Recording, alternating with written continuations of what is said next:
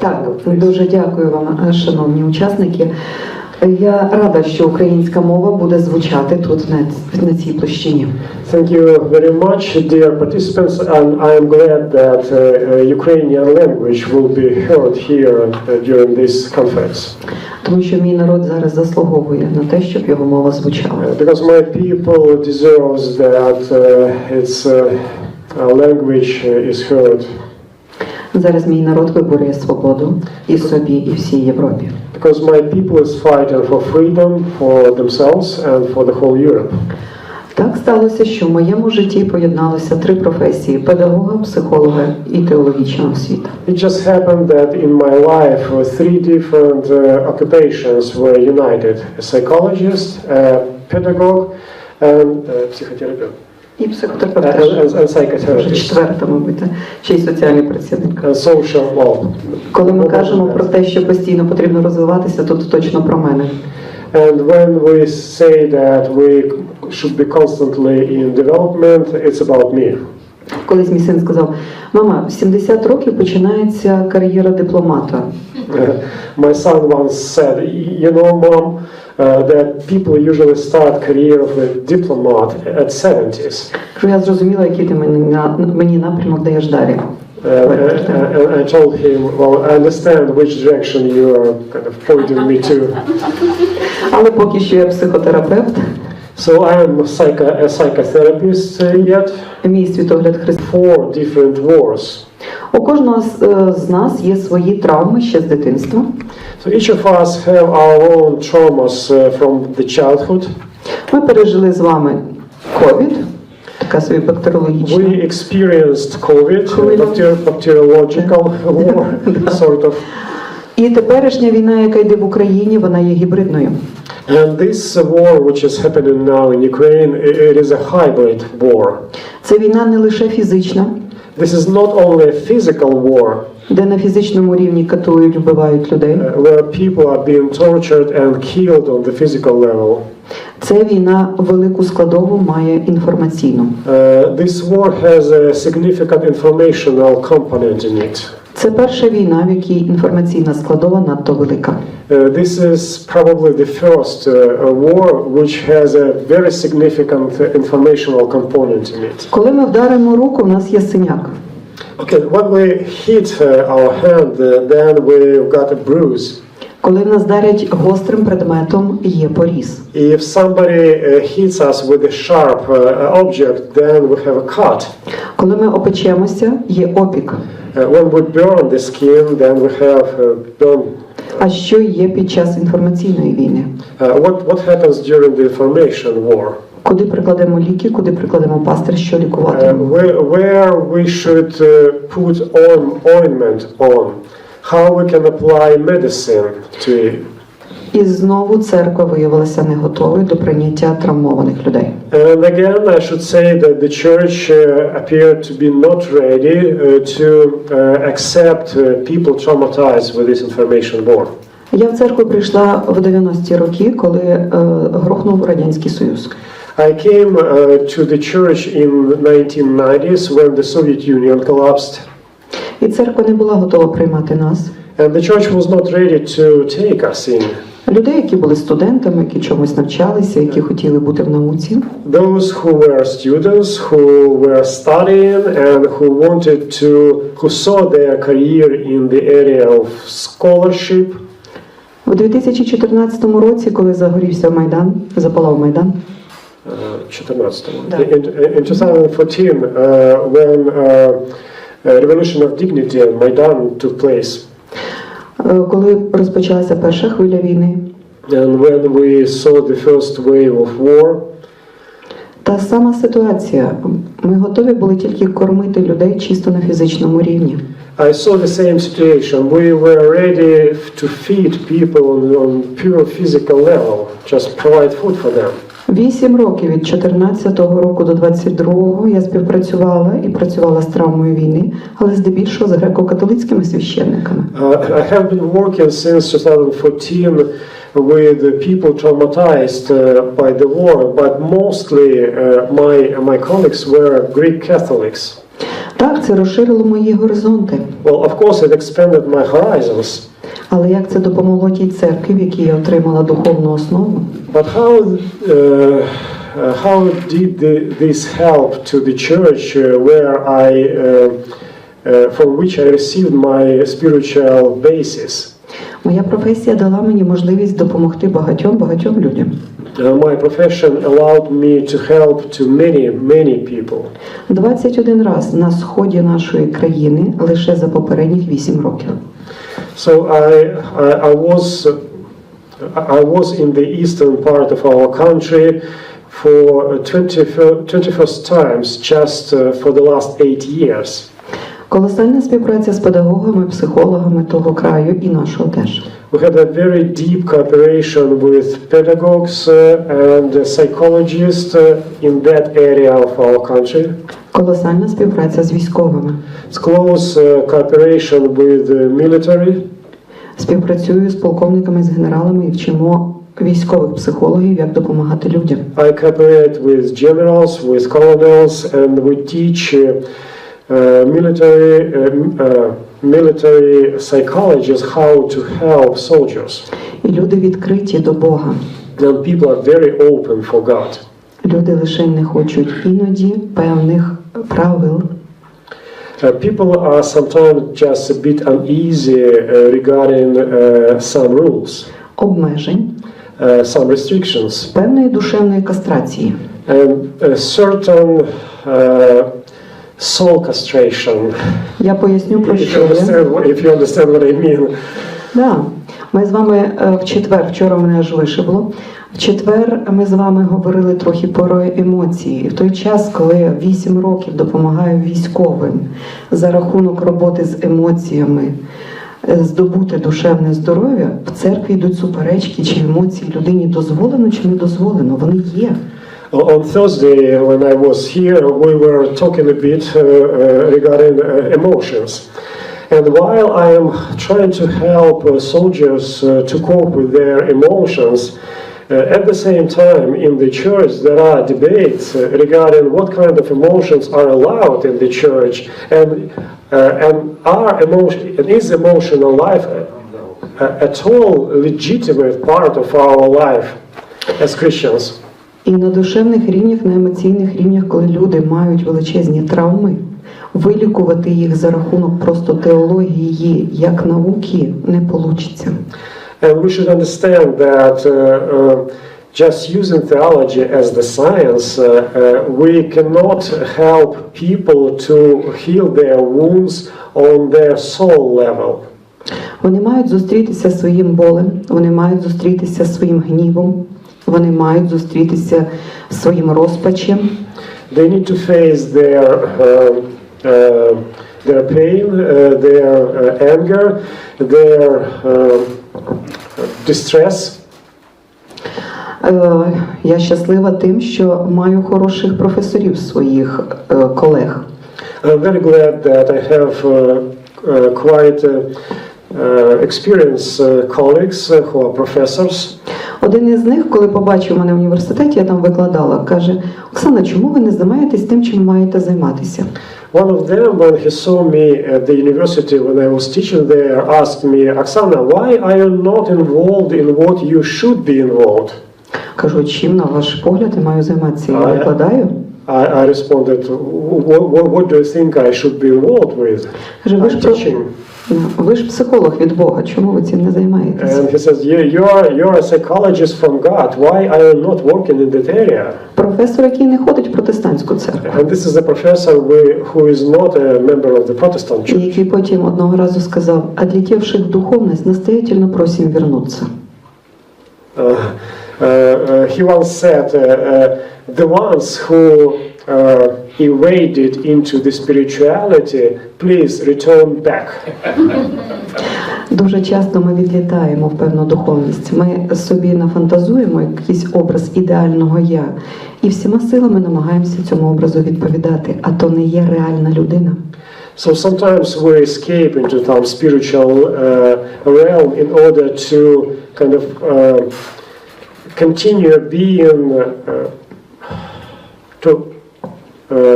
true to some identity which we invented, and that identity sometimes is not who we really are. І от війна заставила нас подивитися в цю сторону. And the war caused us to look into that direction. Війна зачіпає і конкретну особистість. So the war touches a particular personality. А як ви бачили в попередньому слайді, в кожного є свої внутрішні травми, конфлікти і кризи. As you could see on the previous slide, that each of us has our own tensions and conflicts inside. І війна обнажає те, що в людині було. And the war just makes naked what was inside of the person in the person before. Часто вона вскриває, виносить на поверхню те, що спало за мирного часу. Всі цінності людини, справжній її світогляд.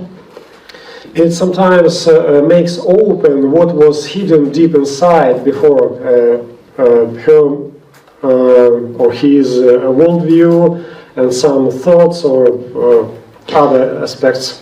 І в людини є вибір, або вона буде далі травмованою, або вона піде в посттравматичний ріст. And each person has its own, her own decision whether to continue being a traumatized person or to go on the level of post-traumatic development. Частенько в церкву прибігають такі незрілі люди, діти.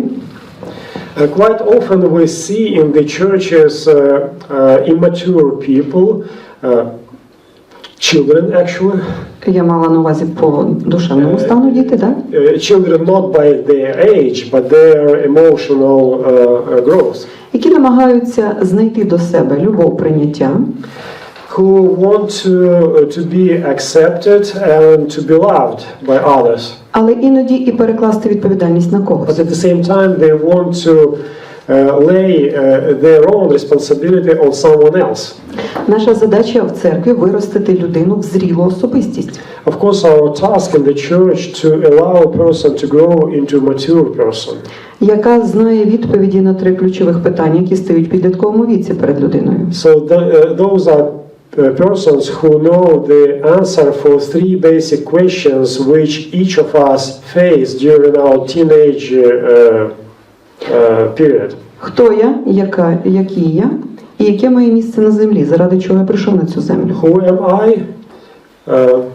Хто я, який я, і яке моє місце на цій землі. What kind of... Допоможіть мені, який я. What am I? What am I? Thank you.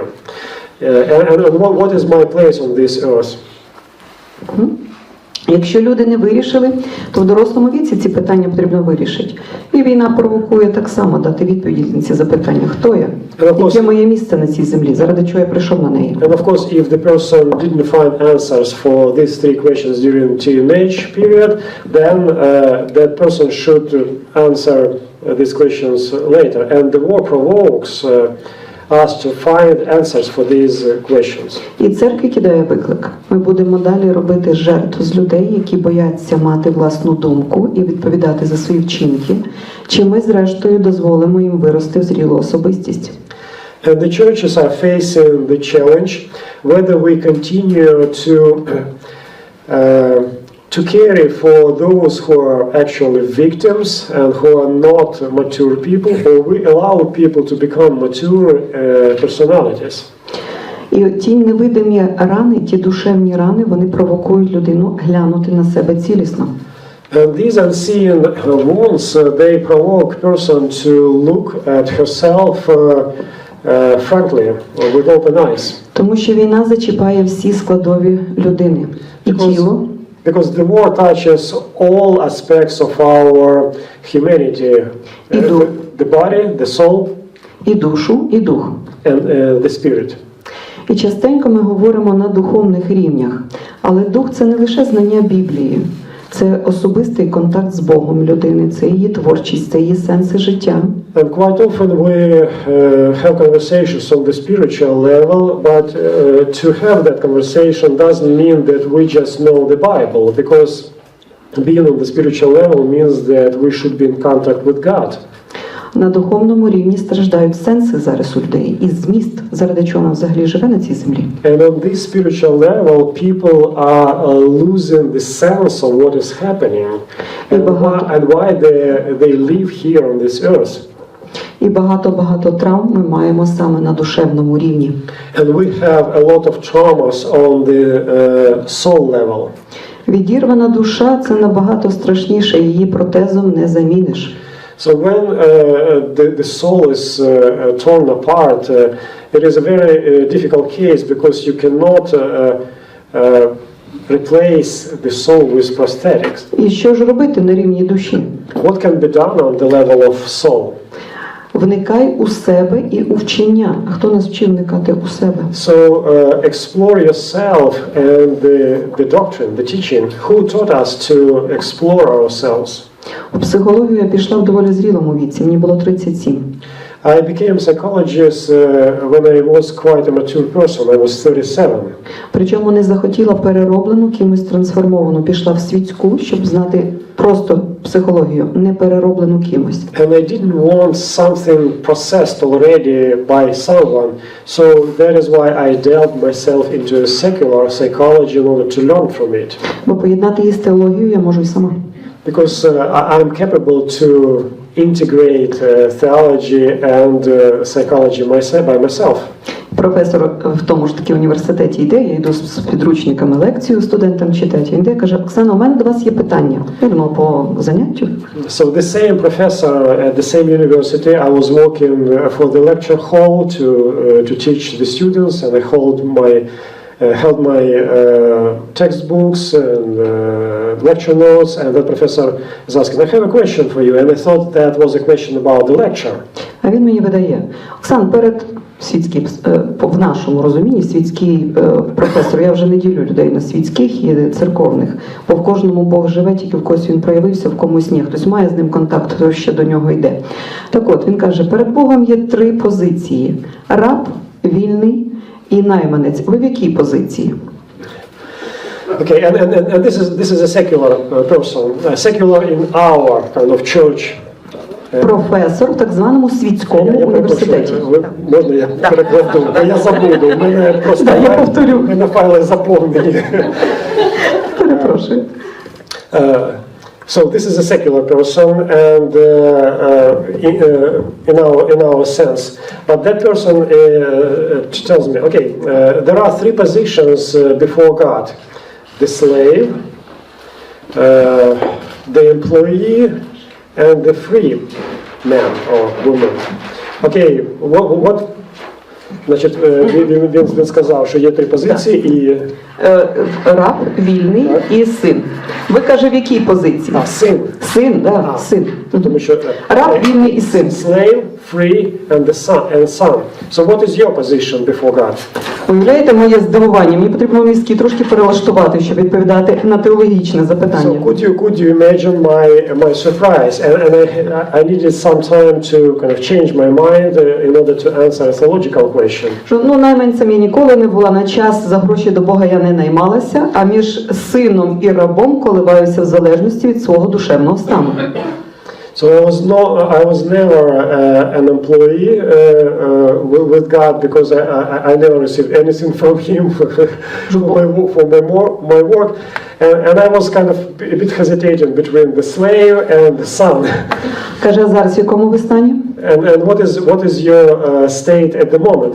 That person is asking. Кажу, сина, я знаю його волю на своє життя, я перебуваю в цій волі, я маю спадщину в ньому, в мене сила є від нього, все ок. Okay, I'm his daughter because I know who he is, I know what is my relations with him, so everything's fine.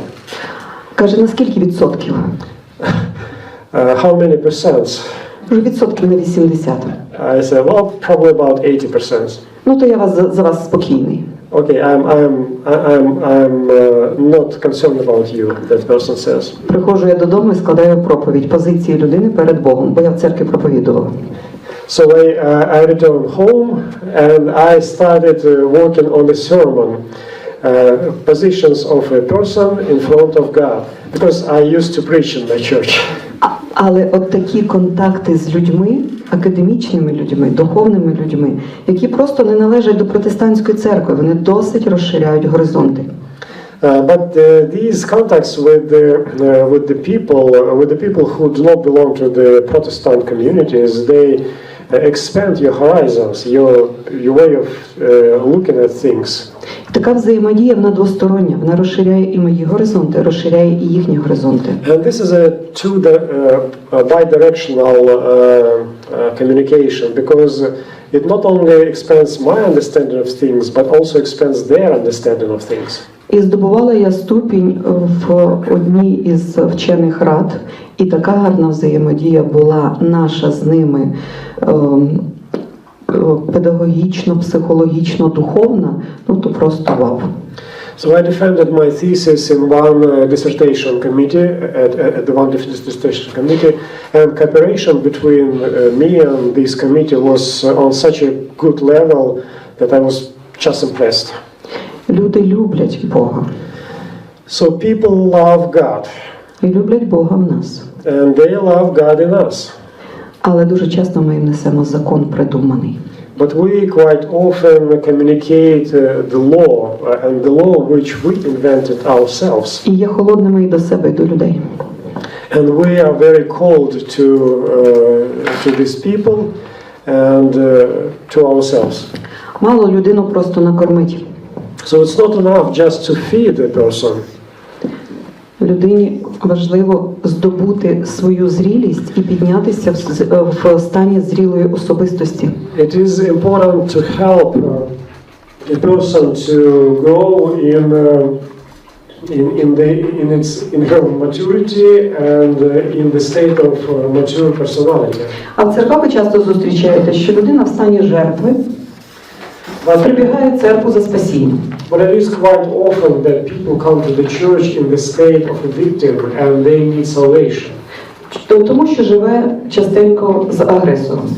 Because they quite often live with an aggressor. Я зараз поясню, чому це до війни стосується. Вони настільки сталі ці зв'язки. And I will explain how it is related to war. And these type of relations, they are so stable, Вона привикла страждати. established. That person used to suffer. Бідна, нещасна, спасіть мене. So I'm poor and miserable victim. Save me, redeem me. Я така хороша, я така свята, я ніколи з ним не сварюся, чи з нею це залежить від ситуації, не від особи. I'm so good, I'm so holy, I never get in conflict with anybody, and of course that depends upon the person. І шукає цих спасателів, So, які допоможуть. and I'm looking for such saviors that will help me to deal with my victim mentality. Працюючи з людьми, ви знаєте, що зазвичай такі жертви з цього стосунку з агресором і не виходять. Вони прийшли, з вами поговорили, вас послухали, знову пішли. Знову прийшли, поговорили, послухали, пішли. Поліція не любить на такі виїзди сімейні виїжджати, бо знає, що безрезультатно.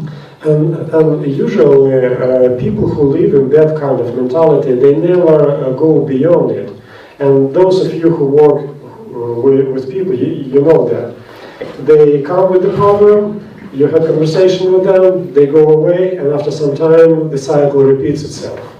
Так от, така жертва, приходячи в церкву, перше, що вона почує, Бог гордим противиться. And this person, when he or she comes to the church, the first thing she would hear that God is against pride ones. А смиренним дає благодать. And he gives his grace to those who are humble. Що вона буде робити? So what that person will be doing then? Ще більше себе принижувати. So that person will be humiliating herself or himself even more. А для неї біблійні слова долини вирівняються. And for that person, the biblical word should be that the values shall rise. Її задача взяти відповідальність на себе за своє життя. That person should take responsibility for his own life. І почати творити те життя, яке вона хоче. And start working on that kind of life which that person envisions. Так от наш народ цілим народом в стані жертви багато поколінь.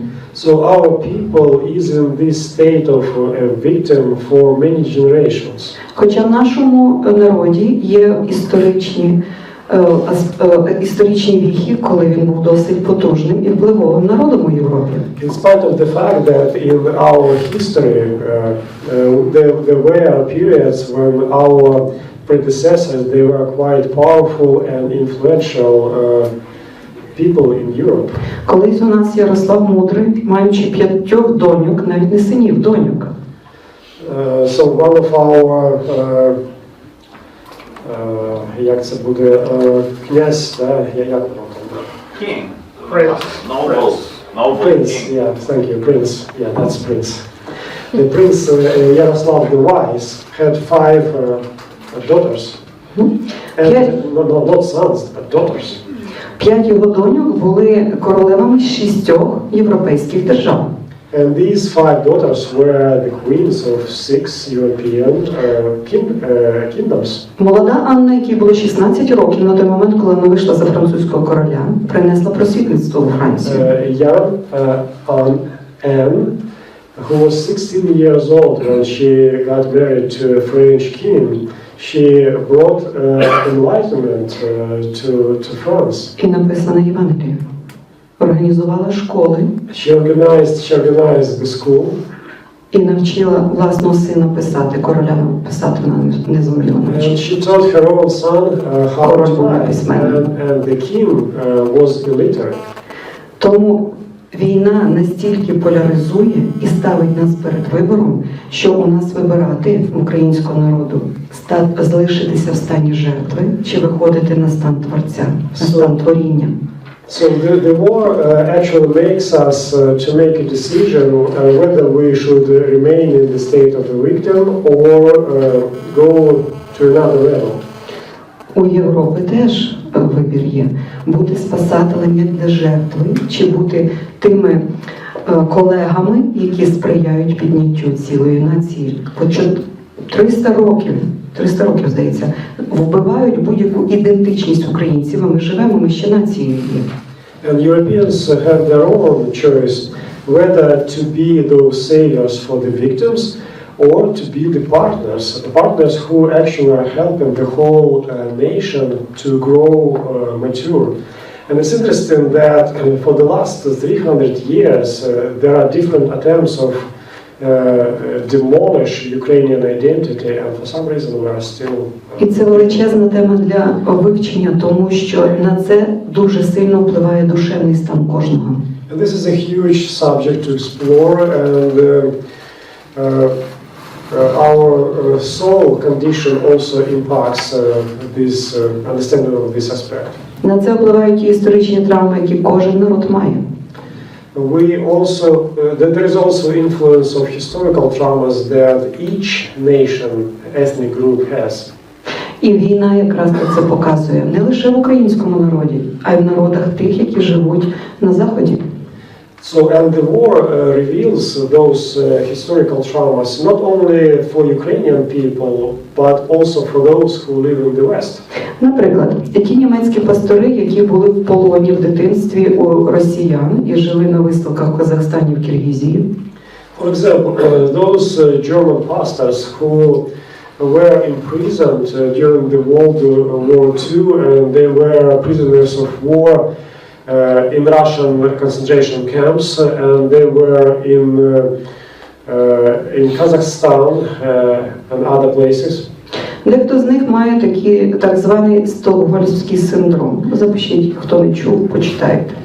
Some of them have what is called the Stockholm syndrome, and perhaps you heard about that, and if you didn't, you can Google it.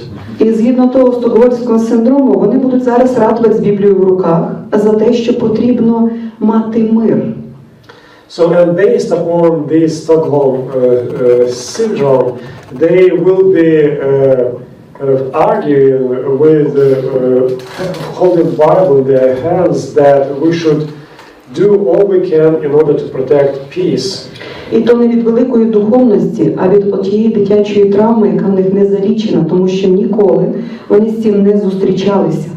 Не було такого місця у їхньому житті, де вони зустрілися би з тими емоціями, чесно їх проговорили, відпрацювали це на психологічному рівні, на психічному рівні і зрештою відпустили цю ситуацію. І допоки у людей... And it's not because they're highly spiritual, it is because they never actually faced these childhood traumas and never talked about them. Незалічені ті внутрішні душевні проблеми, Біблія буде підтасовуватися під той стан, в якому знаходиться людина. And unless they treat these open wounds, they will always use the Bible in order to twist it in such a way that it will prove their position. І це виклик для кожного. And of course, this is a challenge for all of us. І для кожної країни передивитися теж. And for each country, which we need to reconsider, actually. Я жила в такому дитинстві, де жорстокості було багато. There were a lot of violence in my childhood. І мені прийшлося розібратися з тим трикутником. And I had to deal with this triangle in my life. І прийшлося взяти відповідальність за своє життя, щоб більше це не повторювалося.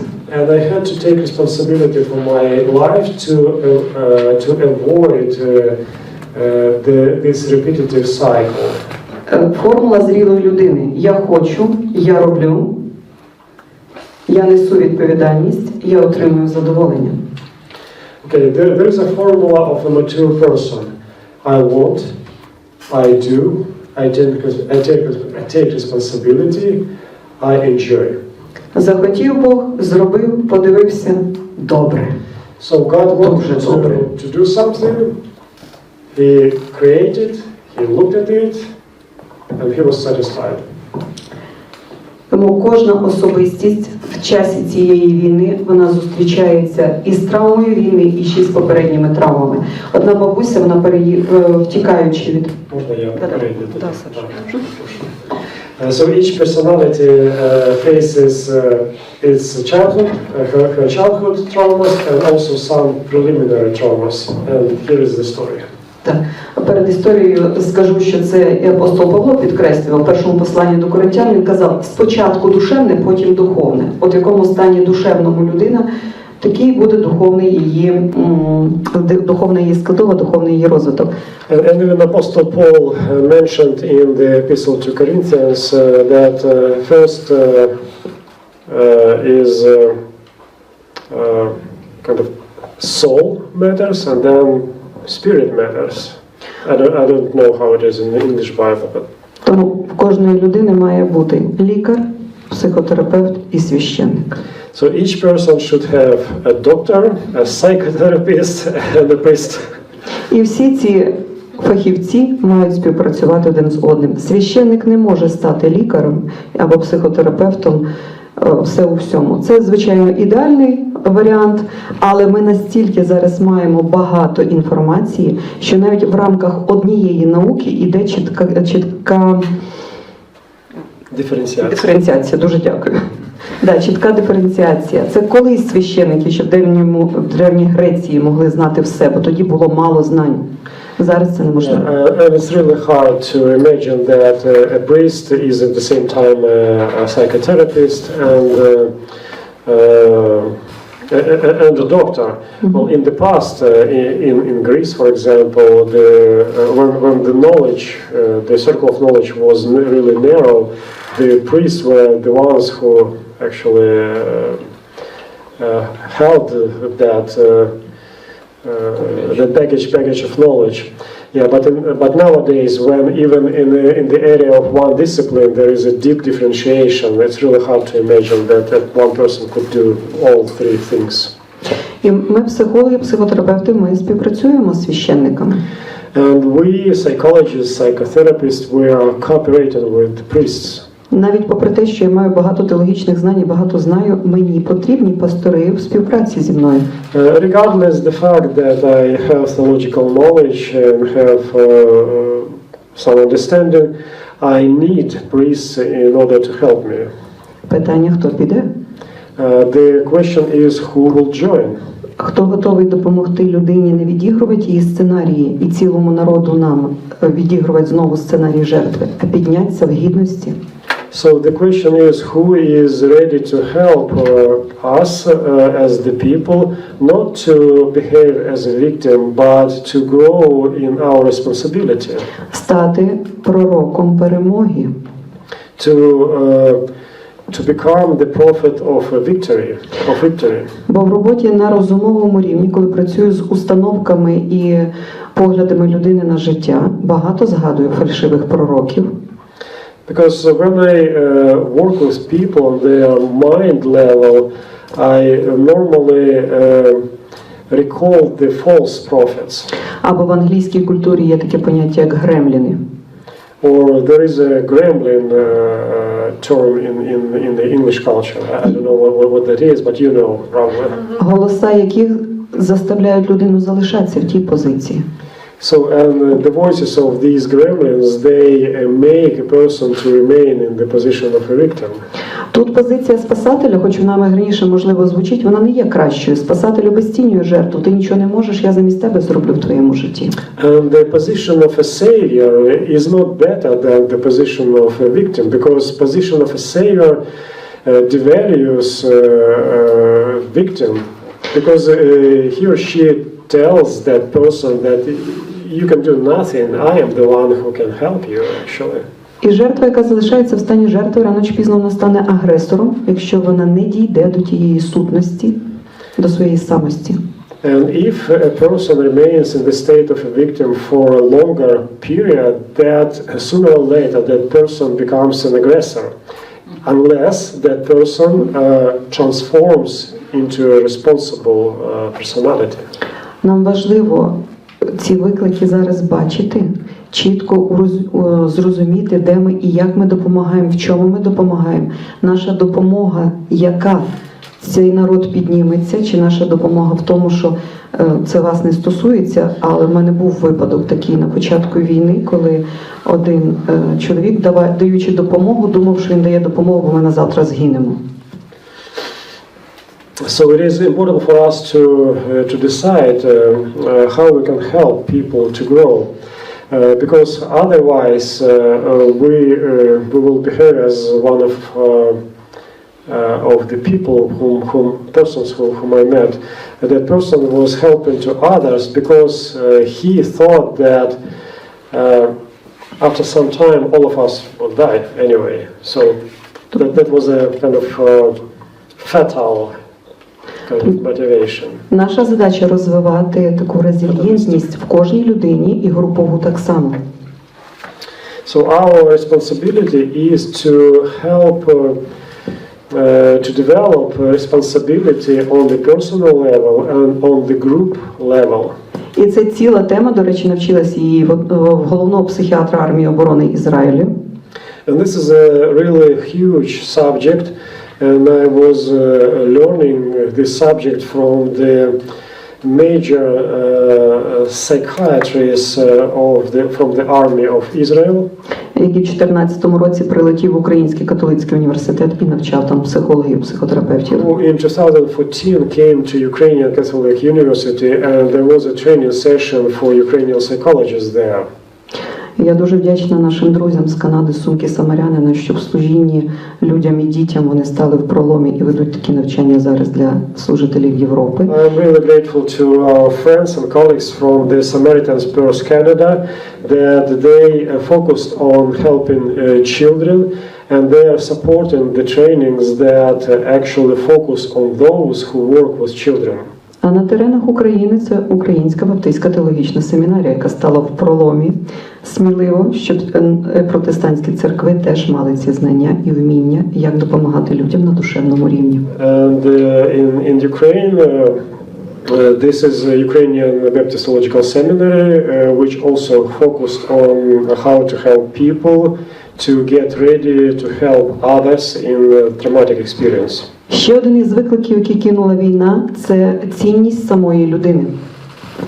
Another challenge that the war threw on us, this is the challenge of value of a person. Тому що Радянський Союз зробив все для того, щоб людина була гвинтиком системи. Because the Soviet Union did all it could in order to make the person think that he or she is just not in a missionary of the state.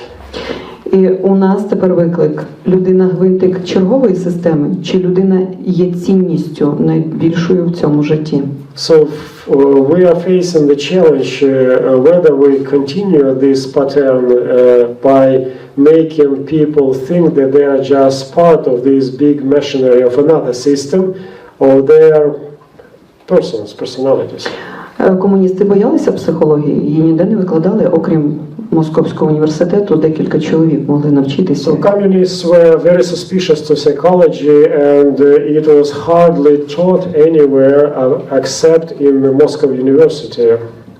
І в Україні я бачу, що церкви психології бояться. And I see that the churches are afraid of psychology in Ukraine. Чому, якщо ми маємо справу з душею живою?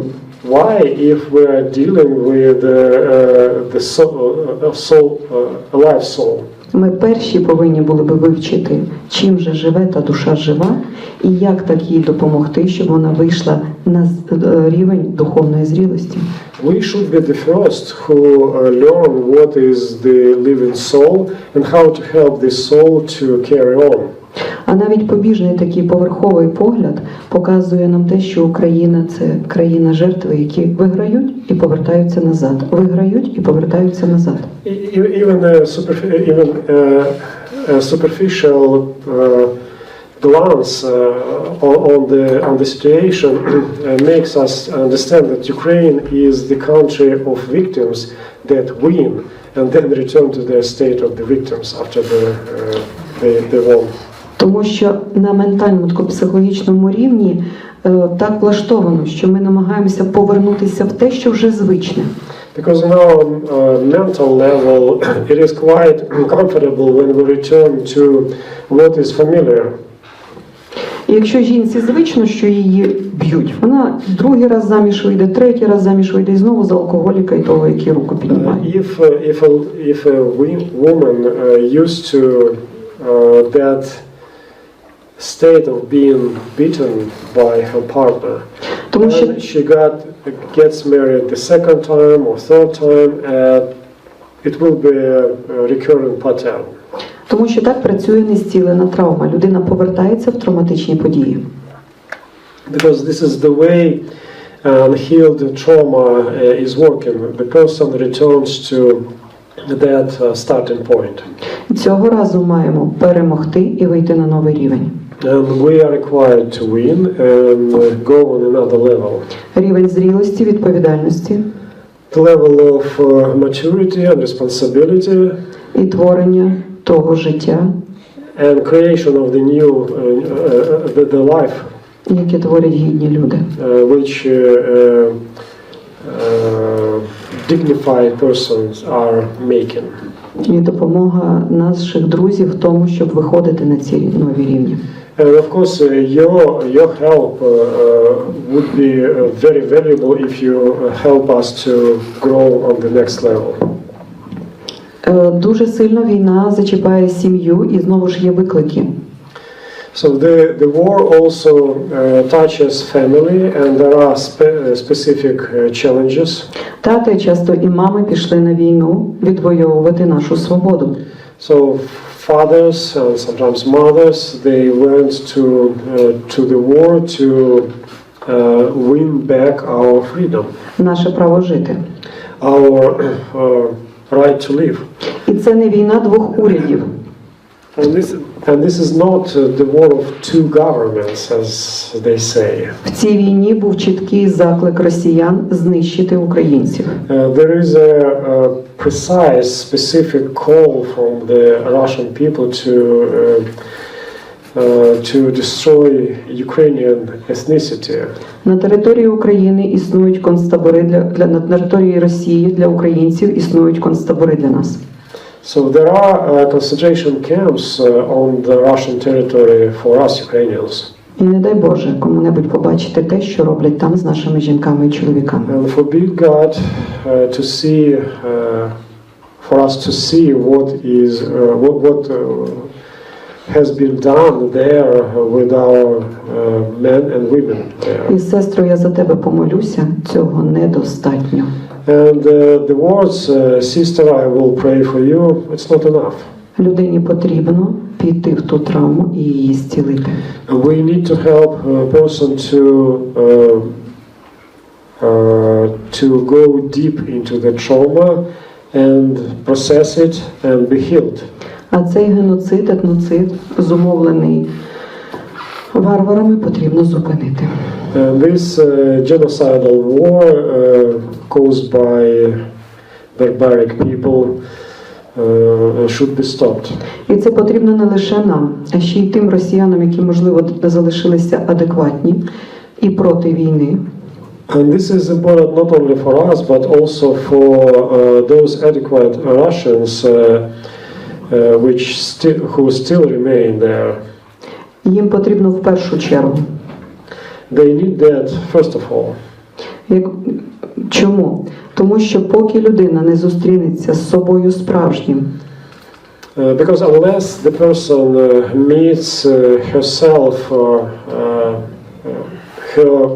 her true personality, і не покається, and unless she repents, то вона може не тільки вивчити на пам'ять Біблію, а десятки разів її переписати, їй це не допоможе. that person, even though she studied the whole Bible or rewritten it many times, it wouldn't help. Тому завуальовуючи словами не все так просто, як ми чули від віруючих людей.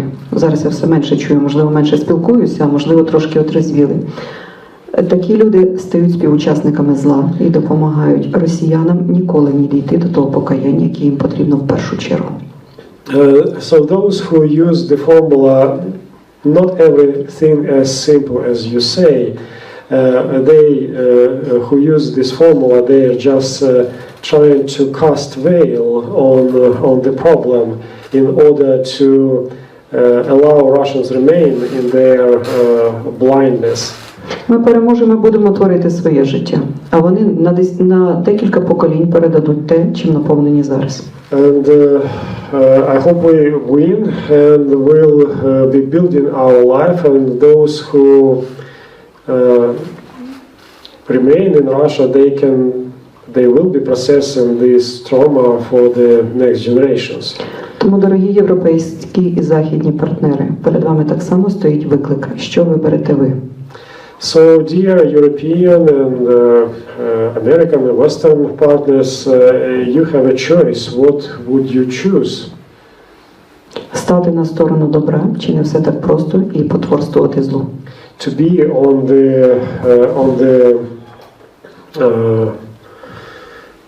the side of the light, or to carry on the state of the business as usual. Є таке поняття «тримайтесь». Да, тримайтесь. Є таке поняття, як трансгенераційна травма. Питань тут буде таких багато, то все для того, щоб досліджувати. Є таке ще поняття, як трансгенераційна травма. There is a transgenerational trauma. Я його не буду розбирати, але десь собі розберіть, що ми передаємо з покоління в покоління і що ми отримаємо. You can actually explore that a little bit, and it deals with the content that we will pass to the next generation. Я вже казала, є посттравматичний розлад, а є посттравматичне зростання. Що виберемо ми? So, as I mentioned, there is a post-traumatic stress disorder, and also there is a post-traumatic stress development. What would we choose?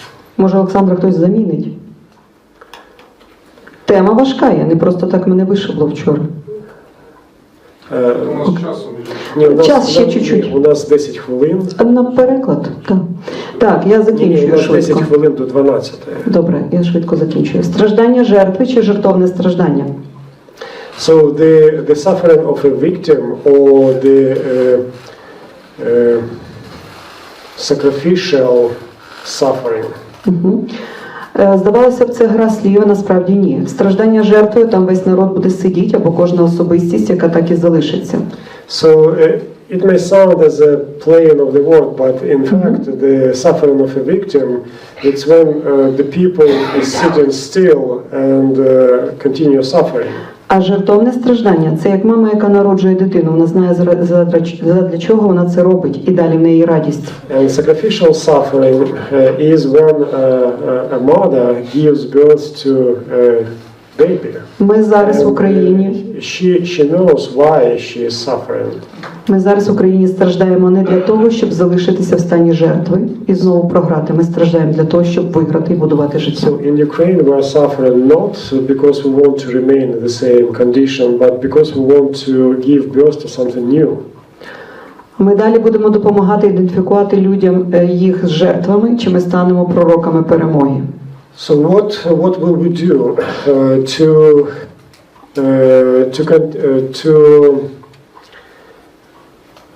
help people remain in their condition of a victim, or we turn into the prophets of victory?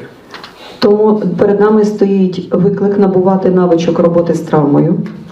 So there is a challenge for us to learn how to work with trauma. Бо навіть таке поняття, як горювання, ми знівелювали. Because even such a condition as grieving, we devalued it. Ми багато зараз хоронимо людей, дуже багато. We bury many people nowadays. А процес горювання не вміємо проходити. But we have not learned how to grieve. Травму треба оплакати. We need to grieve over the trauma and over the loss. Треба визнати, що травма відбулася, що втрата є. We need to admit that trauma occurred and the loss happened. Навіть тих самих 9 днів, 40 днів, які ми, протестанти, не практикуємо, вони потрібні для того, щоб фішки певні поставити. Травма відбулася. Бо якщо людина не визнає травму або втрату, вірніше, In the Orthodox spirituality and funeral practices, there is a 9-day kind of mourning and 40-day mourning, and there is a kind of theological explanation for that. But we Protestants, we don't have that, and Oksana says that because we don't have that, our practices of grieving, they are not developed. They are not really mature enough to deal with the loss. людина, яка проходить горювання, вона потім може відкрити в собі ці джерела живої води. Інакше ні. Інакше вона просто улетить десь, обезцінивши втрату. So those who are grieving over the loss, they have the opportunity to grow with that. But those who didn't mourn the loss and didn't have that time of grieving, they actually allow the trauma to remain, and the wound remain open. Саш, і от швидко можна пройтись по цих пунктах. Розвивати індивідуальну та групову резильєнтність. We need to develop and form group resilience. Виходити зі стану жертви в стан зрілої особистості. Grow from the condition of a victim to the state of mature personality. Формувати сенси. Form senses. Стати пророками перемоги. To turn into the prophets of victory. Формувати ідентичність. To form identity.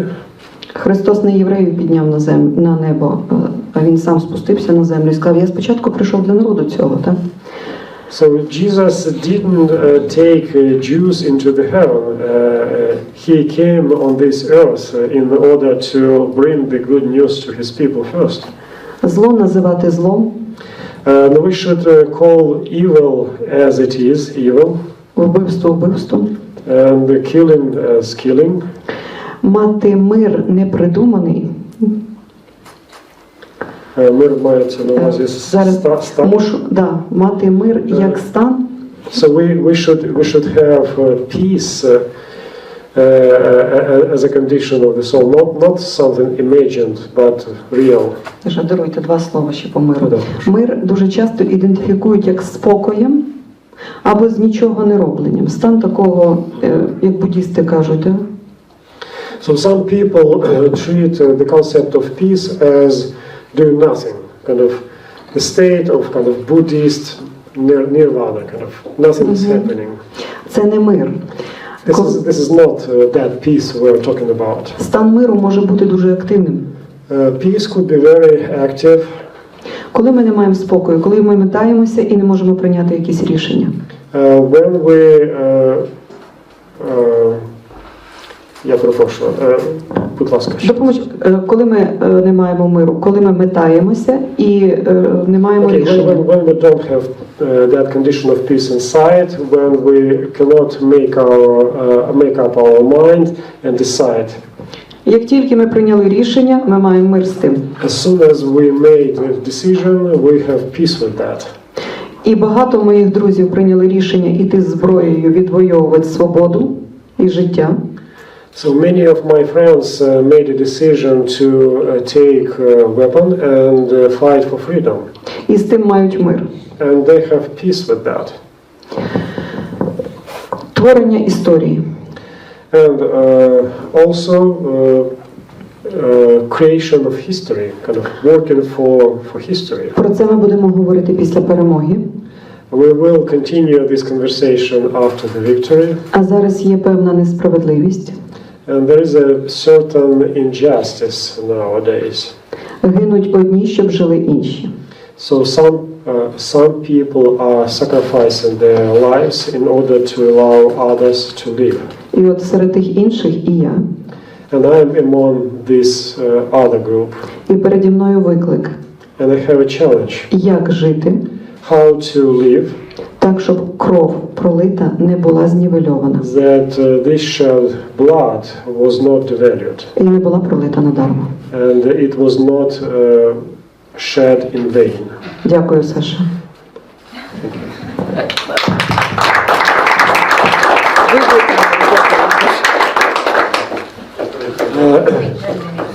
Sorry? Dear friends, we have 10 minutes. If you have questions or maybe discussion, you can do that.